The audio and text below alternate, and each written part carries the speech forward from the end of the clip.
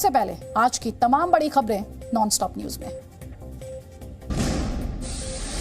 ज्ञानवापी विवाद में supreme court ने शिवलिंग मिलने के दावे वाली जगह को संरक्षित करने का आदेश दिया है। कोर्ट ने वाराणसी के जिला अधिकारी को निर्देश दिया है कि मुस्लिम समाज को नमाज पढ़ने में भी कोई दिक्कत न हो।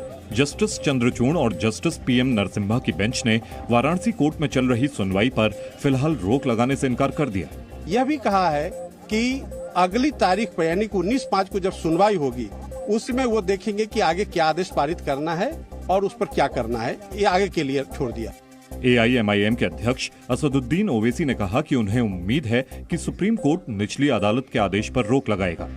थोड़ा डिसअपॉइंटमेंट हुआ है कि वो कंप्लीट ट्रायल कोर्ट का ऑर्डर सुप्रीम कोर्ट ने स्टे नहीं लगाई, मगर उम्मीद करते हैं कि आइंदा हियरिंग में सुप्रीम कोर्ट लोअर कोर्ट के ऑर्डर पर कंप्लीट स्टे लगाएगा और मुकम्मल उस पर इंसाफ हो जाएगा।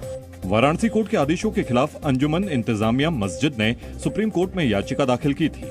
मस्जिद प्रबंधन ने वाराणसी कोर्ट के फैसलों को प्लेसेस ऑफ वर्शिप एक्ट का उल्लंघन बताया था। अंतरिम आदेश के साथ ही सुप्रीम कोर्ट ने सभी पक्षों को नोटिस भी जारी किया। 19 मई को सुप्रीम कोर्ट में अगली सुनवाई होगी। वाराणसी कोर्ट ने सख्त आदेश देते हुए ज्ञानवापी विवाद में मुख्य कोर्ट कमिश्नर अजय मिश्रा को हटा दिया। अजय मिश्रा पर सर्वे की जानकारी को लीक करने का आरोप है। अब दोनों कमिश्नर 2 दिन के अंदर वाराणसी कोर्ट में रिपोर्ट पेश करेंगे। निष्पक्ष जांच की जा रही है, निष्पक्ष रिपोर्ट दिया जाएगा। निष्पक्ष तरीके से बिना किसी भेदभाव के हम लोग रिपोर्ट दाखिल करेंगे। वाराणसी कोर्ट बुधवार को हिंदू पक्ष की उस याचिका पर भी सुनवाई करेगा जिसमें वुजू खाने के नीचे की दीवार को तोड़कर सर्वे कराने की मांग की गई है।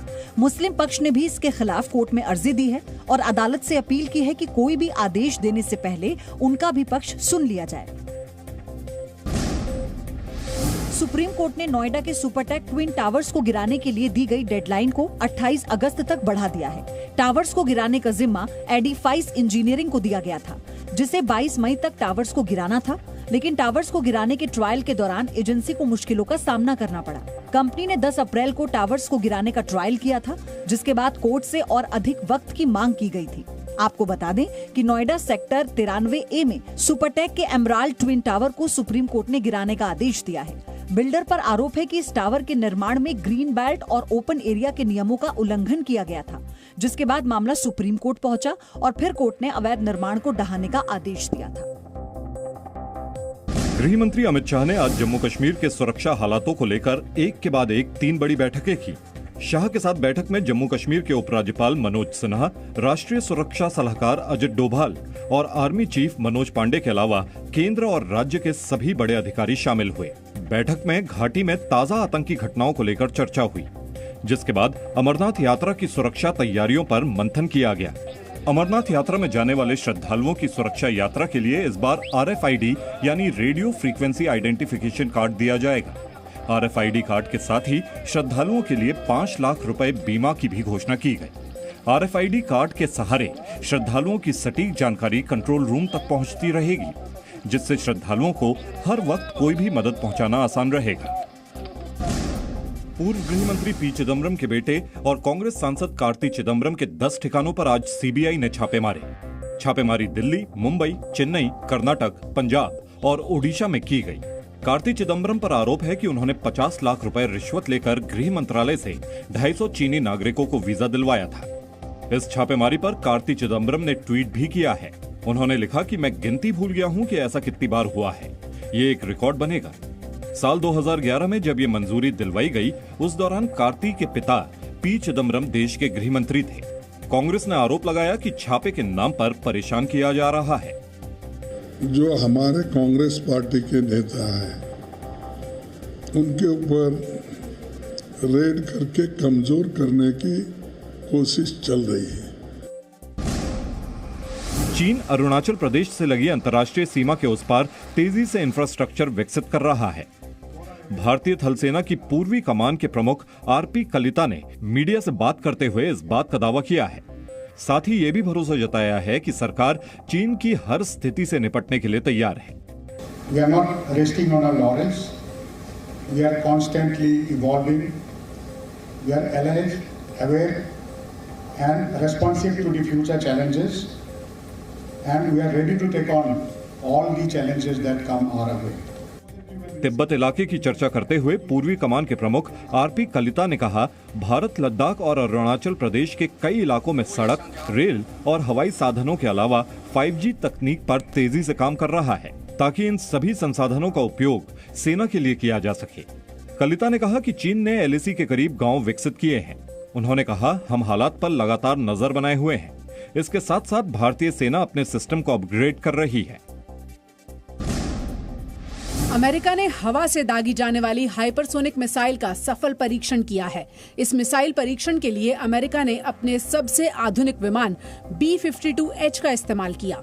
विमान से मिसाइल दागे जाने के बाद उसमें से एक रॉकेट निकला, जिसने मिसाइल की रफ्तार को आवाज की रफ्तार से 5 गुना अधिक बढ़ा दिया। अमेरिकी वायुसेना का दावा है कि हाइपरसोनिक यानी आवाज से कई गुना ज्यादा तेजी से टारगेट की तरफ बढ़ने वाली ये गाइडेड मिसाइल है, जिसने पहले से तय निशाने पर वार किया। अमेरिका की इस हाइपरसोनिक मिसाइल को रूस की सरमत मिसाइल का जवाब माना जा रहा है। यूक्रेन युद्ध के दौरान ही पिछले महीने रूस ने आवाज से 20 गुना यानी लगभग 24,000 किलोमीटर प्रति घंटा की रफ्तार से चलने वाली सरमत मिसाइल का परीक्षण किया था, जो 18,000 किलोमीटर दूर तक मार कर सकती है। हालांकि अमेरिका की हाइपरसोनिक मिसाइल की रेंज सिर्फ 1,600 किलोमीटर ही है। असम में बाढ़ से हालात बेकाबू हैं। असम के 24 जिले बुरी तरह प्रभावित हुए हैं। बाढ़ की वजह से सबसे ज्यादा तबाही कछार, चराईदेव, दरांग, धेमाजी, डिब्रूगढ़ और दीमा हसाओ जिलों में हुई है। बाढ़ के कहर से अब तक 2 लाख से ज्यादा लोग प्रभावित हुए हैं। भारी बारिश और लैंडस्लाइड की वजह से दीमा हसाओ जिले का हाफलोंग रेलवे स्टेशन पूरी तरह पानी में डूब गया है।